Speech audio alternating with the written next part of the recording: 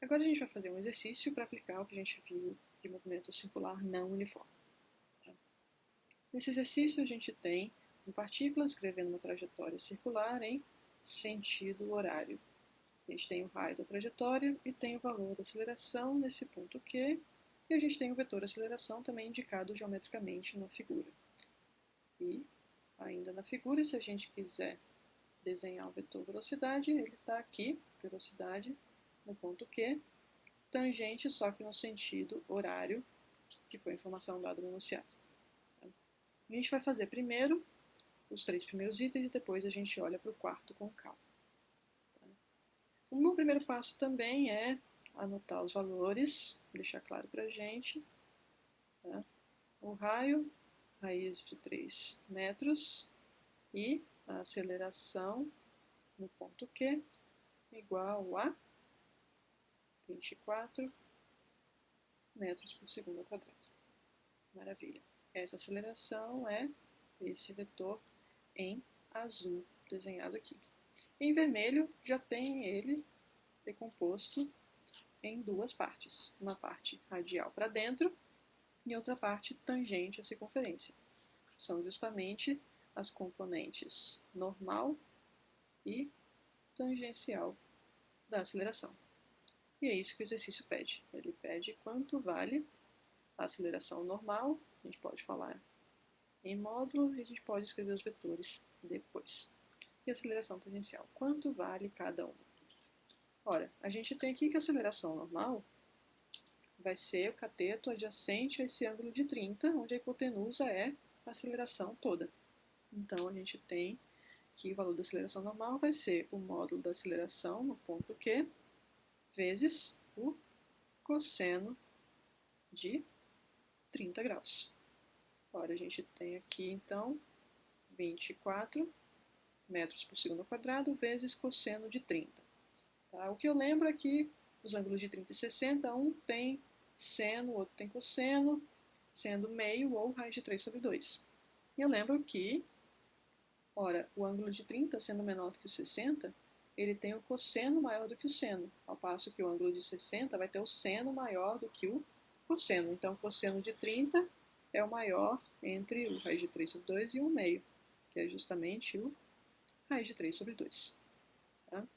Então, a gente tem aqui a aceleração normal igual a 12 raiz de 3 metros por segundo ao quadrado. Maravilha. Agora é a gente calcular a aceleração tangencial. Na mesma lógica, vai ser a aceleração toda, que é o tamanho dessa hipotenusa aqui, vezes o seno desse ângulo 30, isso vai dar o tamanho do cateto oposto ao ângulo, que é o tamanho da aceleração tangencial. Vezes seno de 30, 24, vezes 1 meio.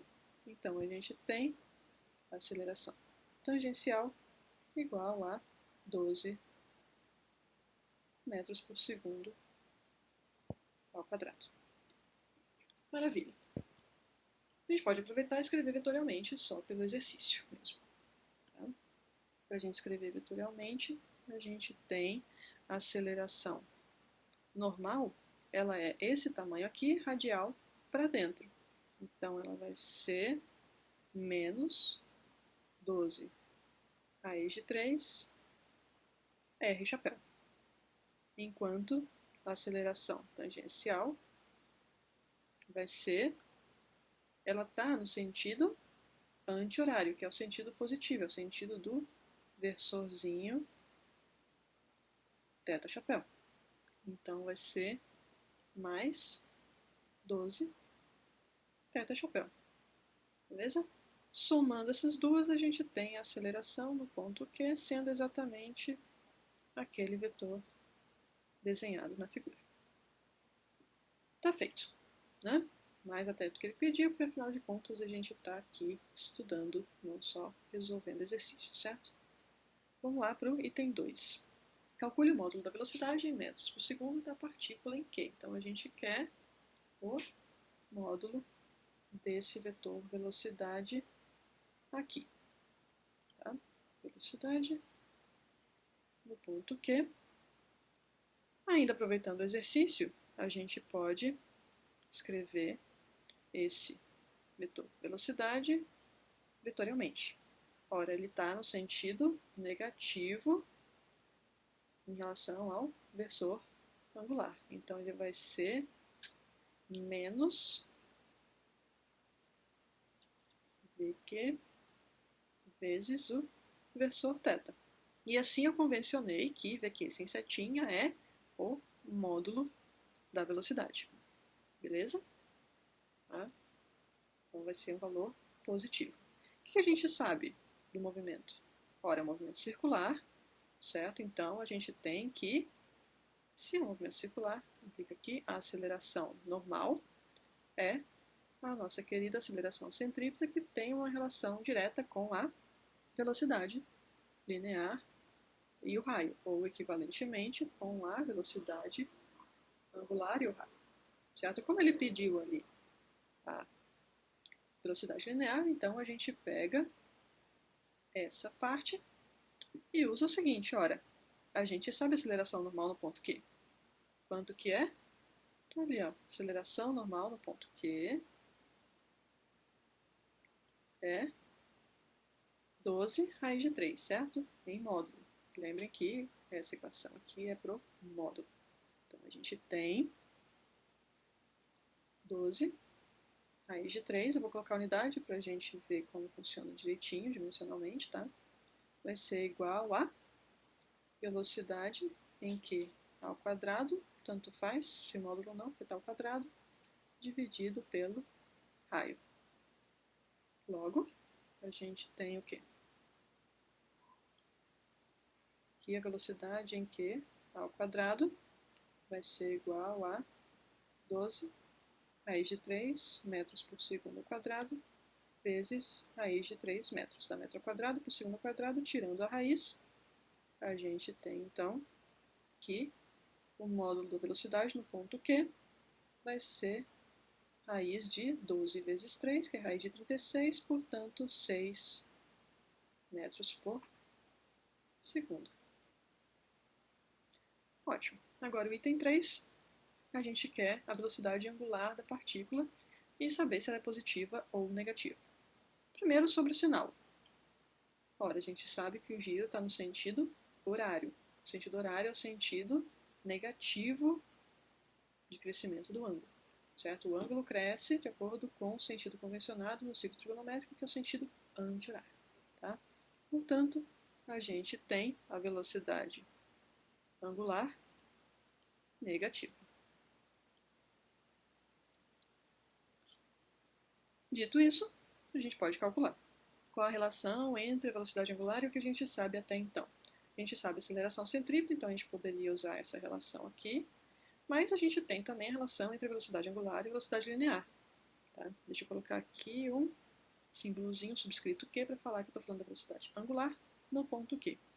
Ora, a relação entre a velocidade angular e a velocidade linear é dada pelo raio. Bom, em que sentido eu multiplico ou divido? Se eu quiser escrever, isolar a velocidade angular, ela vai ser a velocidade linear vezes o raio sobre o raio. Ora, velocidade angular é em radianos por segundo. Para eu sair de metros por segundo e ter radianos por segundo, eu tenho que dividir por metro e não multiplicar. Perfeito. Então é simples assim. Tá legal? Falta uma coisa. O raio positivo, VQ, eu chamei o módulo da velocidade, então eu tenho que colocar na mão aqui esse sinal negativo para a velocidade angular. Tá? Maravilha. Então eu tenho que menos velocidade no ponto Q, 6 metros por segundo, dividido por raiz de 3 metros. Certo? A gente vai ter... Opa, metro. A gente vai ter então menos, se eu quiser simplificar, menos 6 raiz de 3 sobre raiz de 3 ao quadrado, que é 3. Certo? Aí a gente tem, a princípio, um segundo a menos 1. Só que isso daqui vem da definição do ângulo em radianos. Então, na verdade, isso daqui é radiano vezes segundo a menos 1. Por fim, a gente tem, então, a velocidade angular no ponto Q igual a menos 2 raiz de 3 radianos por segundo. Então, a gente segue para o item 4, que diz o seguinte: suponha que a velocidade angular da partícula varia uniformemente. Beleza? Então, movimento circular uniformemente acelerado. Isso corresponde à aceleração tangencial constante. Tá? Qual a aceleração tangencial que a gente calculou lá? Aceleração tangencial, agora eu vou escrever vetorialmente, vai ser importante. Foi igual a, vamos ver, 12. Aqui a gente tem 12 metros por segundo ao quadrado positivo no versor angular. Essa é a aceleração tangencial e ela é constante. Beleza? Essa expressão do vetor aceleração tangencial segue sendo a mesma, apesar do vetor estar girando junto com o movimento. Beleza, o que ele quer? Calcule em radianos e em graus o ângulo que a partícula percorrerá a partir do ponto Q até atingir velocidade nula. Tá? Então, vamos destacar aqui o que ele quer, tá? Que é o ângulo que a partícula vai percorrer a partir do ponto Q até atingir o repouso, mesmo que instantaneamente. E ele quer isso em radianos e em graus. Beleza? O que a gente vai fazer? Ora, tem um detalhe do enunciado que eu não coloquei aqui, a gente sobe lá para ver o seguinte, que a velocidade angular, blá blá blá. Nesse caso, então, vale a equação de Torricelli, uma versão angular. Tá? Beleza? Vamos transportar para lá, para a gente fazer, só que pensando o seguinte. Como que seria Torricelli para velocidade linear? A gente teria o quê? A gente teria velocidade em qualquer ponto, certo? Velocidade linear vai ser ao quadrado, vai ser o quadrado de uma certa velocidade inicial, mais 2 vezes a aceleração que muda V. A aceleração que muda V é justamente a aceleração tangencial. Tá?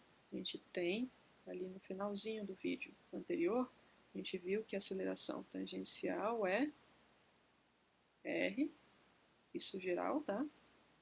Aceleração angular, que é igual à taxa de variação da velocidade linear. Tá? Isso fundamenta esse Torricelli circular que a gente está fazendo aqui. Tá? Vezes, qual é o deslocamento aqui do movimento circular ali, linearmente, do objeto fazendo essa circunferência? Vai ser o arco de circunferência aqui, que eu vou chamar de ΔS. Maravilha! Agora eu vou fazer o seguinte, eu vou dividir essa equação por r ao quadrado, bem na malandragem. Tá? Vou ter aqui, divido por r ao quadrado, divido por r ao quadrado, mais na malandragem ainda, divido por r ao quadrado desse jeito. O que eu tenho? Velocidade sobre o raio ao quadrado. Velocidade sobre o raio é quem? Velocidade angular. Vai ser igual a velocidade linear sobre r, só que a inicial. Isso dá velocidade angular inicial, todo mundo ao quadrado aqui. Maravilha. Somado a quem? Esse termo aqui é, se a gente olhar para cá, é quem? Justamente a aceleração angular. Beleza? Então a gente vem aqui e coloca mais 2 vezes a aceleração angular. Eu posso deixar como aceleração tangencial sobre r. Tá? Se eu quiser dar um nome, o nome geralmente é alfa. Tá? Mas a gente só vai usar esse alfa lá no final da disciplina. Deixa assim. Arco circunferência sobre o raio é quem? É o ângulo percorrido. E, enfim, temos aqui a nossa versão angular de Torricelli. Esse é o fundamento que baseia o que o enunciado já deu. Tá? Não preciso que vocês saibam fazer esse passo a passo que eu fiz. Tá? Entendendo ele, podendo acompanhar ele, tendo sentido, tá ótimo. Tá? Não se preocupem em ser capazes de fazer essas deduções. Maravilha. E agora, o que a gente faz mesmo? O que a gente quer? A gente quer saber qual é o deslocamento angular com essa configuração de movimento para sair do ponto Q, então a condição inicial aqui é o Q, até ter uma velocidade angular zero. É isso que a gente quer. Ora, basta a gente usar essa equação e aplicar o que a gente sabe. A gente tem, então, velocidade angular final, zero, certo? A gente quer esse ponto, é igual a velocidade angular em Q, ao quadrado, mais 2 vezes a aceleração tangencial sobre o raio, vezes o deslocamento angular, que é o que a gente quer. Tudo bem? Vamos lá. A gente pode simplesmente colocar os valores e eu vou fazer isso mantendo as unidades para a gente ver como tudo se encaixa bonitinho. Zero é igual a velocidade angular no ponto Q é menos 2 raiz de 3 radianos por segundo. A gente tem aqui menos 2 raiz de 3 radianos por segundo, tudo ao quadrado, somado com 2 vezes a aceleração tangencial. Ela é positiva ou negativa? Ora, tanto o deslocamento angular como, na verdade, vai estar no sentido horário, né?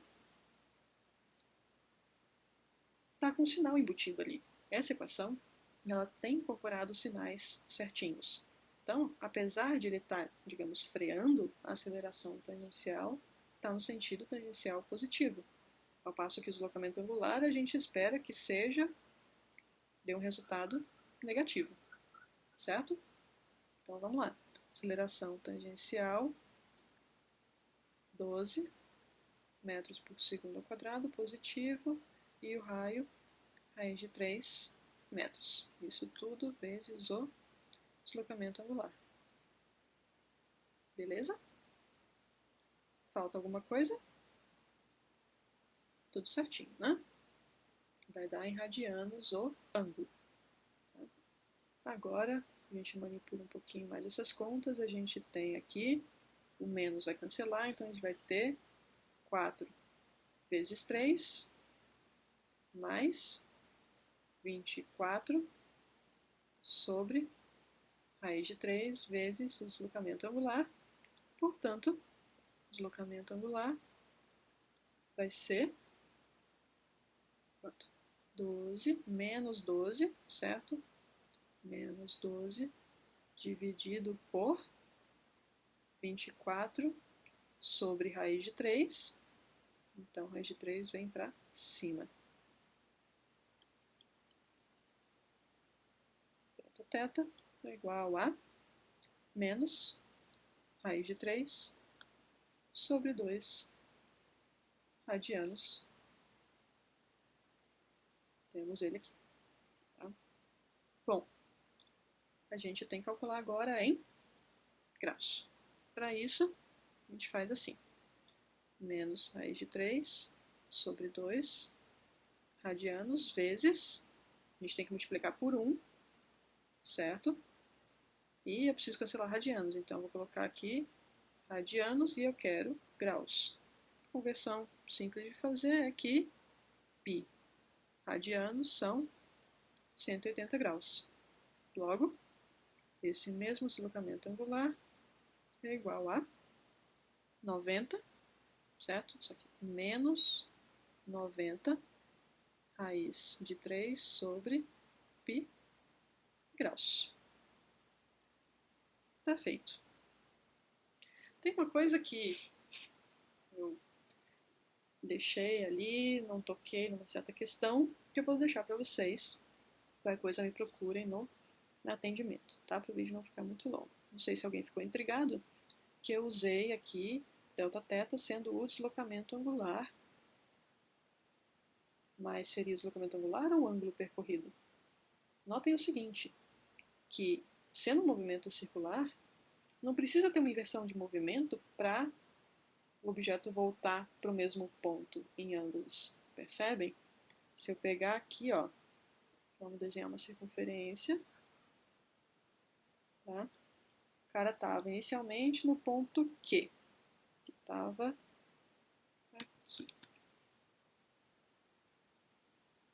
Aqui estava o ponto Q e ele estava girando no sentido horário, certo? E daí a gente teve ali um deslocamento angular, certo? Afinal, Torricelli fala de deslocamento. Bom, um deslocamento angular de menos 90 raiz de 3 sobre π em graus, certo? Esse ângulo é menor do que 90 graus, então ele pararia ainda aqui nesse quadrante, certo? Primeira pergunta, ele já parou aqui? Tá? Já parou aqui ou ele deu uma volta inteira e daí parou aqui? Ou deu 2 voltas e parou, né? Como será que a gente pode tentar entender e responder essa questão? Será que ele deu mais voltas ou ele já inverteu um sentido do movimento logo ali na primeira vez que ele passou a partir do ponto Q com aquela velocidade? Tá? Deixar em aberto. Torcer para alguém perguntar, não tem jeito.